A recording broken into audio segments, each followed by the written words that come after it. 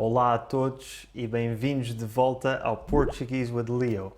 No episódio de hoje volto a trazer um convidado especial que já apareceu 2 vezes aqui no canal, o Pavel, diretamente da Rússia, que nos vai falar um pouco do seu percurso a aprender português, desde que começou em 2008 no primeiro ano da faculdade até agora, que, como muitos de vocês já viram nos outros vídeos que fizemos e vão ver neste vídeo, fala um português perfeito. Pavel, bem-vindo ao canal mais uma vez e muito obrigado por fazeres um terceiro vídeo comigo. E desta vez vais-me contar a mim e vais contar às pessoas que estão a ver como é que consegues falar português tão bem, porque as pessoas ficaram chocadas com o teu português.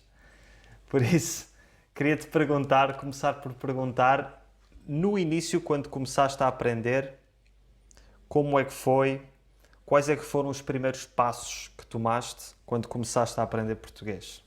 Obrigado por perguntares, também muito obrigado pelos comentários. Eu também fiquei chocado. Bem, se responder de maneira mais curta, a minha resposta seria simplesmente muitos anos a virar frangos, como se diz em Portugal. Mas, falando do princípio, quando eu só comecei a aprender português, o mais engraçado é que quando eu entrava para a faculdade, eu nem sabia nada, quase nada sobre português, porque a minha ideia inicial foi aprender espanhol. Mas depois, quando eu estava a fazer exames e tudo, alguém me disse assim, tipo, olha, há muita gente a entrar para a faculdade, para o departamento de espanhol. E português é a mesma coisa, mas, tipo, olha, há menos pessoas que falam, então vais ter menos concorrência no futuro. E eu pensei, olha, se for a mesma coisa, então por que não? Eu vou aprender primeiro português, apesar de não saber nada sobre Portugal. Bem, mas claro que depois logo se viu que português não é nada fácil e também não é assim tão parecido com o espanhol. A única coisa que eu sabia, na verdade, é que o grande escritor português, José Saramago, é português, e eu adorava os livros dele, e até agora também adoro, e por isso entrei com essa ideia de que, tipo, um dia eu vou poder ler Saramago em original. Mas os primeiros passos que nós demos no nosso grupo, na nossa turma, o nosso professor era um senhor muito rigoroso, muito exigente, e a primeira coisa que fizemos, simplesmente aprendemos de cor umas 1000 palavras. Acho que foi assim. Primeiro aprender uma lista das palavras mais usadas e depois também demoramos muito tempo a aprender fonética, mas tipo, acho que 3 ou 4 meses.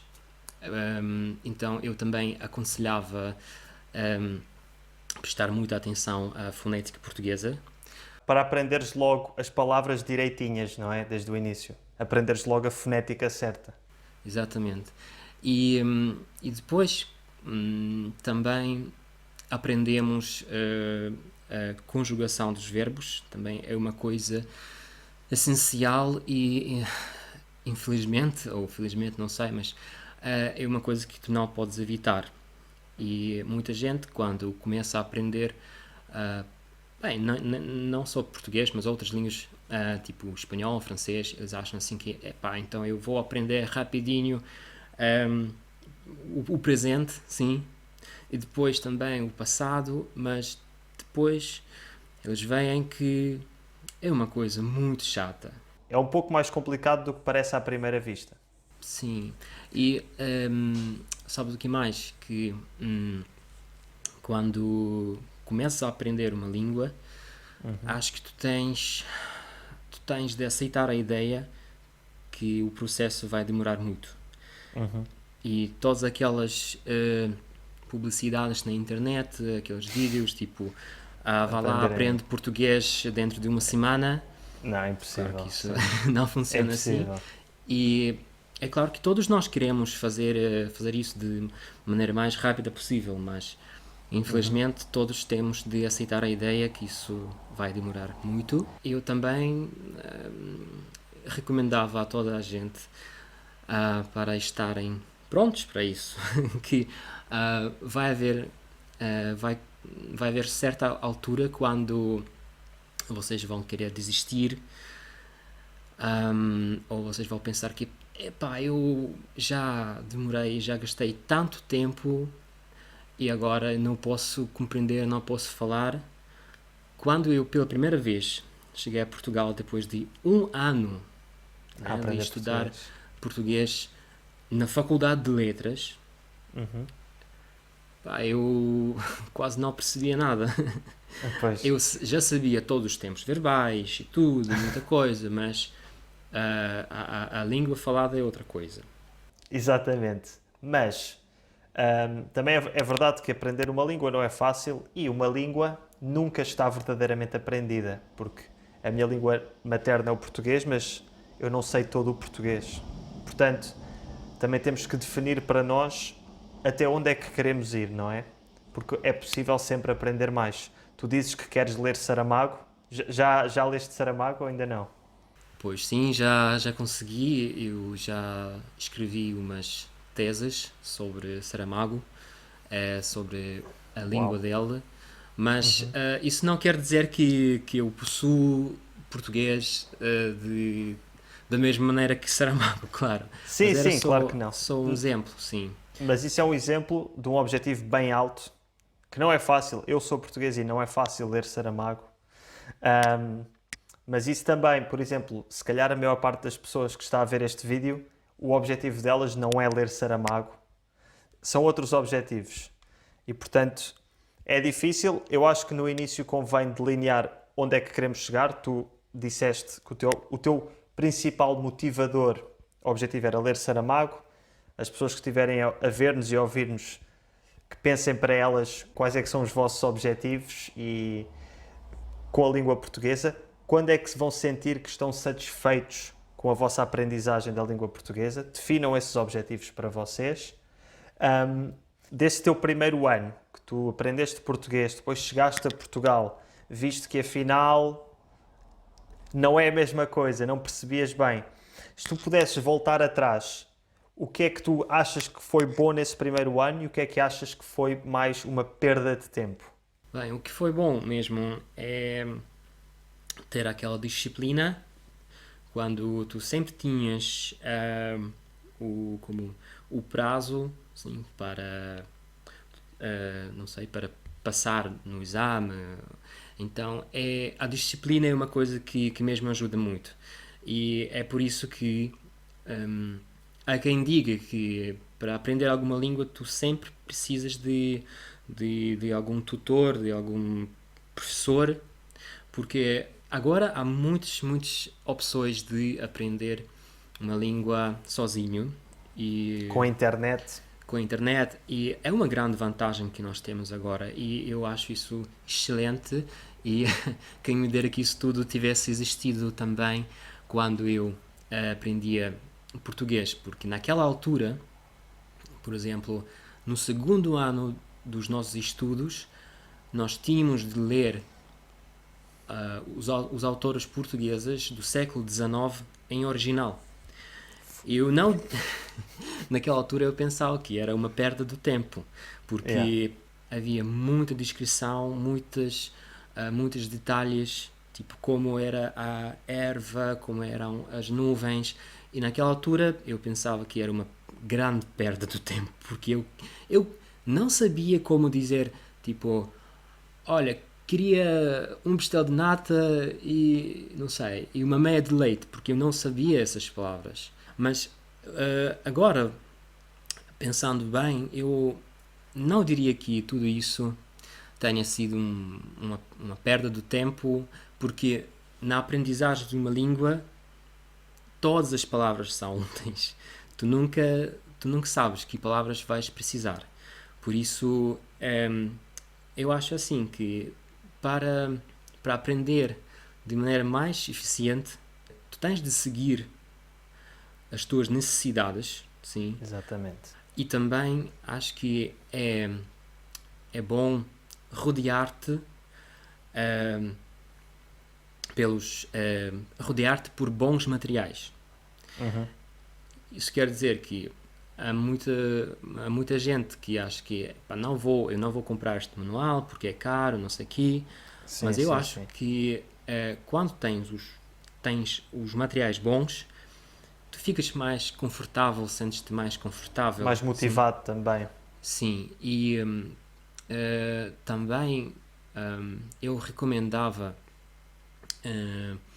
passar mais tempo na internet também, a ver vários materiais, vídeos, podcasts, tudo isso que nós agora temos em abundância. E também, em particular, eu recomendava fazer parte da comunidade no Reddit. Ok. Sim, conheces Reddit, sim. E no Reddit há o subreddit, que é tipo uma comunidade dedicada à língua portuguesa, onde Ok. elas publicam memes, várias imagens. Isso tudo é extremamente engraçado e também pode ser muito útil. Quando dedicas pelo menos um bocado do teu tempo livre, sim, a ver alguma coisa em português, já é melhor do que não ver nada e do que não ler nada. Ou seja, no fundo, é o que eu também defendo, que é estares exposto à língua de uma forma ou de outra, todos os dias, se possível, não é? É o ideal. Tentarem estar expostos à língua todos os dias, e com a internet hoje em dia é mais fácil, com leitura também, não necessariamente autores do século XIX, mas para quem está a começar, coisas mais acessíveis. Às vezes até ler livros que já conhecemos, mas a versão portuguesa, histórias que já conhecemos, tipo o Harry Potter, que toda a gente conhece, ou o Príncipezinho, sei lá, que é um clássico. E eu no futuro hei de fazer um vídeo também sobre livros portugueses, de autores portugueses, dos mais fáceis para os mais difíceis. Vai sair no futuro. Fica aqui o teaser. Pronto, estar exposto à língua e, por outro lado, como tu dizes, aprender segundo as nossas necessidades. Ou seja, se eu for mecânico, não me interessa muito saber o nome do antebraço e dos ossos e certos detalhes da anatomia como para um médico, mas interessa-me saber as partes de um carro em português.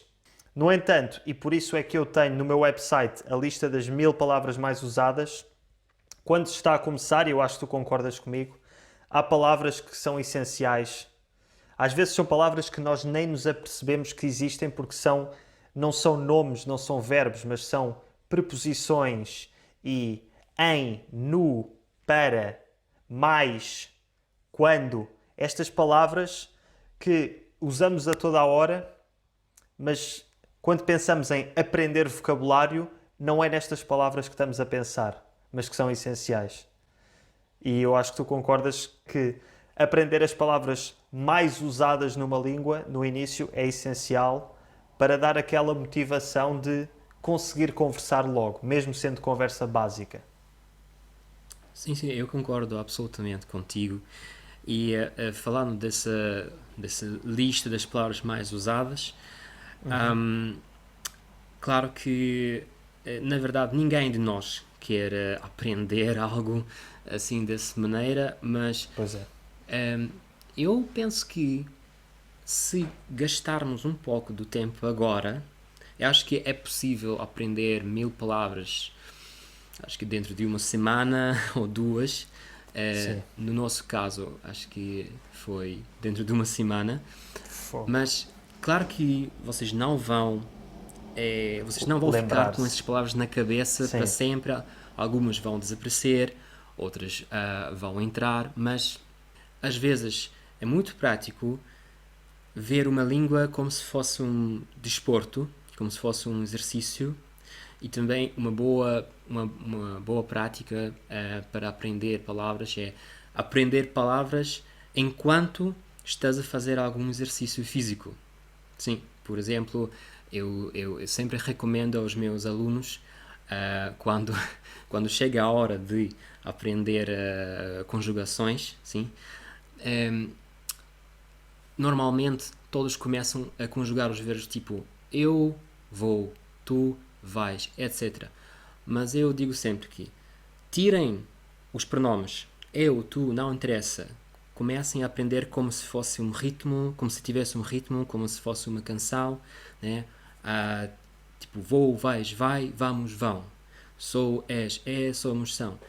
Tem que, tens que ouvir esse ritmo e também é muito bom, por exemplo, se fores correr, se fores exercitar lá fora, também é muito bom repetir, sim, e repassar todas as conjugações ao fazer estes exercícios. E o exercício físico ajuda à memória, não é? Estares a fazer exercício ajuda. Eu também já li ou já vi vídeos sobre isso, mas nunca pus em prática. Ou seja, pela tua experiência, isso ajuda. Sim, sim. Quando eu era mais jovem e quando fazia mais desporto, sim, eu ia correr e também conjugar os verbos tipo uma forma para cada passo.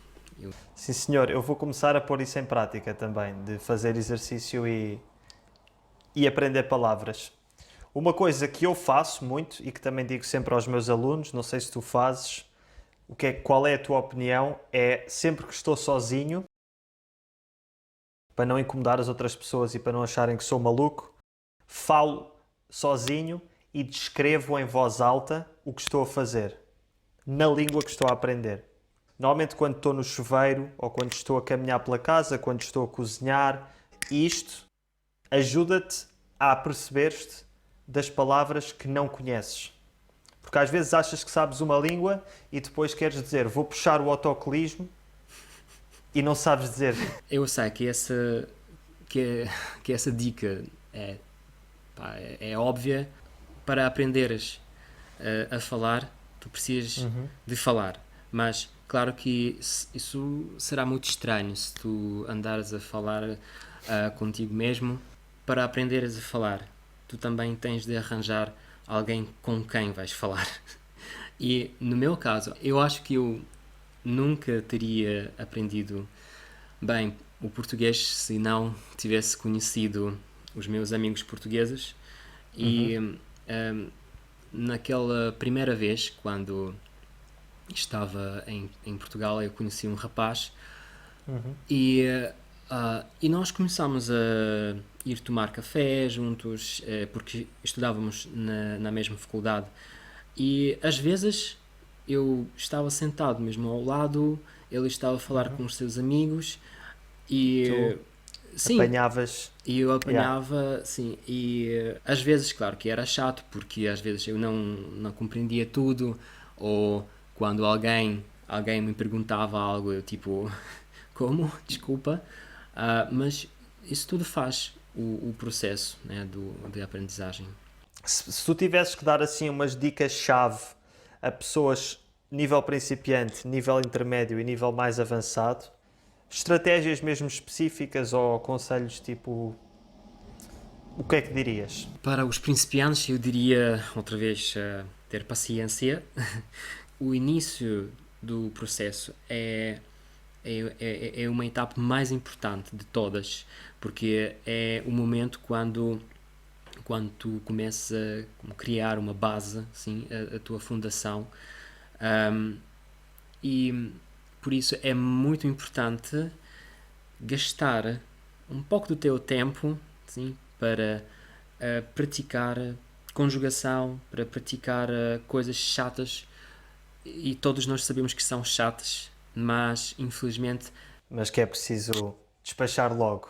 E também eu aconselhava aos principiantes, hum, bom, rodear-te rodear-te com tudo que tem a ver com português e dedicar pelo menos alguns minutos ou não sei, meia hora diariamente e não necessariamente a gramática ou a leitura, pode ser qualquer coisa. Tipo, a língua deve permanecer à vista. Tipo, é como se fosse com uma namorada, né? Quando tu começas a namorar, sim, se tu deixas de telefonar à tua namorada pelo menos por, não sei, 3 dias, ela vai dizer, então, que se faça. Então, exatamente. Já não estás E, interessado? Como é que é? sim, por isso eu aconselhava tratar, tratar a língua como se fosse mesmo alguma coisa viva, né? E que precisa de atenção, que precisa de respeito. Para o nível intermédio, bom, acho que é o nível quando tu não vais aprender muito mais de gramática. Claro que há muita gramática, mas Sim, pensa-se que no nível intermédio já deves saber essas coisas como tipo indicativo, conjuntivo. Um, então é um momento quando tu tens de te aprofundar mais na leitura e tens de ler e ler e também escrever. Eu acho que escrever é muito mais eficiente até, claro. um, porque às vezes tu não podes falar, não tens com quem falar, mas Uhum. há aqueles aplicativos hoje, sim, onde podes arranjar-te um amigo, tipo o Pen Friend, sim, Uhum. e mandar-lhe E, mensagens, sim. exato. Hoje em dia até dá para falar, não é? Com o iTalki, acho eu, e há o Tandem também. Sim, sim, Já sim, começa a haver para falar também, mas sim. para escrever é mais fácil, E claro. também não é uma coisa nada nova, é tipo, acho que desde o início toda a gente sabia que para aprender a falar tu tens de também aprender a escrever, porque Exatamente. sim, quem sabe escrever bem, quem sabe descrever o que está na cabeça vai também ser capaz de fazê-la, Falar. sim, de falar, de fazê-la da forma oral. Escrever um diário também é uma coisa que eu praticava muito em Lisboa, porque eu também tinha medo de falar com, com os meus É amigos, normal. ou, Todos, bem, todos passamos por essa fase. sim, sim, sim. Ou, por exemplo, quando nós saímos para tomar um copo no bairro Alto, eu sempre era aquela pessoa que fica ao lado e ninguém Mais vem. tímida. Mais tímido. Yeah, sim, Ok. mas eu tentava falar, mas eu demorava tanto tempo para expressar-me que toda a gente Exato, exato. perdia interesse. Eu Um, percebo, exato. No início é um bocado assim, ficas ali, não sai a palavra e as pessoas já desviaram a conversa, já estão a falar de sim, sim, outra sim, sim, coisa. sim. E por isso eu comecei a escrever o diário, onde eu também, como era uma maneira de desabafar um pouco o que eu Uhum, tinha dentro de mim, tipo, aqueles uhum. portugueses, essa, essa língua tão frustrante, sim. Bem, sobre os avançados, acho que a única dica aqui é começar a trabalhar. Pode ser um trabalho part-time, mas quando a tua língua passa de ser simplesmente o teu hobby Uhum, para como um instrumento para uhum. ganhar, ela passa a ser o teu servo. Mas para uma pessoa que se calhar não tem forma de trabalhar com a língua, que é avançado, quer continuar a usar, mas no trabalho em si não tem forma de a usar, eu recomendaria, quando já estás avançado, fazeres as coisas que farias sem ser trabalho, se não for possível, claro, na tua língua, em português. As notícias, as séries de televisão, se houver séries boas, a música, isso já desde o início, mas as pesquisas na net, as listas de compras, os diários, como tu disseste há bocado, ou seja, cada vez mais tudo o que fazes que envolva língua, que envolva falar, escrever, ouvir ou, ou ler, na língua que estás a querer manter em nível avançado. Bom, e também para terminar, eu acho que todos nós temos de ter essa ideia na cabeça de que a língua nunca acaba, que mesmo chegando ao nível avançado, tu vais sempre continuar a descobrir. Por exemplo, quando eu comecei a dar aulas para uma menina russa de acho que 6 anos, sim, ela tinha 6 anos, ela estudava em Portugal, numa escola portuguesa. Bem, quando comecei, pensei, bom, eu já sei falar português bastante bem, já trabalhei, então não vai haver nada de novo. Difícil, sim. E depois eu descobri as palavras como, acho que a palavra foi peão, sim, peão, aquela coisa Peão. que... Que roda. Sim, o peão, exato. E eu quando chegamos a essa palavra, eu não conheço, o que significa? Peão. Por isso, bem. Pois é. Sim, e o mais importante é não se desanimem com o português. Exatamente. Pavel, muito obrigado mais uma vez por voltares aqui ao canal. Acho que as pessoas estavam à espera deste vídeo porque gostaram muito dos outros vídeos que nós fizemos. E vamos manter esta colaboração, a ver se quando quiseres aparecer aqui a falar de algum tópico sobre português, sobre aprendizagem de línguas, estás convidado. Vamos ver o que é que as pessoas dizem nos comentários e pode ser que o Pavel apareça mais uma vez aqui no Portuguese with Leo. Muito obrigado também e até para a semana.